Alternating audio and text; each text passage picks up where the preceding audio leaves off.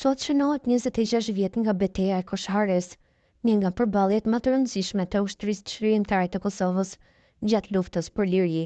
Më 9 prill të vitit 1999, luftëtarët e UÇK-s të udhëhequr nga Brigada e 138 Agim Ramadani arritën të thyen kufirin mes Kosovës dhe Shqipërisë, duke hapur rrugën për furnizimin me armatime dhe mbështetje logjistike.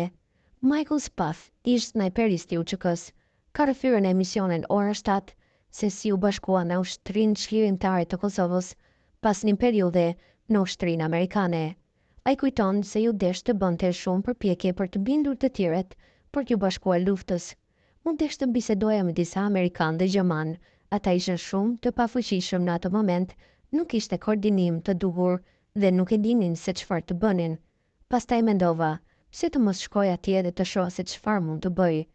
Australia kishte qenë e përfshirë në koordinim me Kosovën dhe më thanë takohu me një nga australianët në Itali, që ishte pjesë e Ministrisë së Mbrojtjes në Tiranë.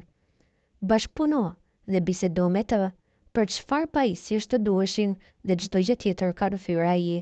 Më vonë një person e ka kontaktuar dhe i ka thënë, a do të pengonte nëse shkoja në front dhe të shije se çfarë po ndodh? Të nesërmen jam nisur, tregoi Spath.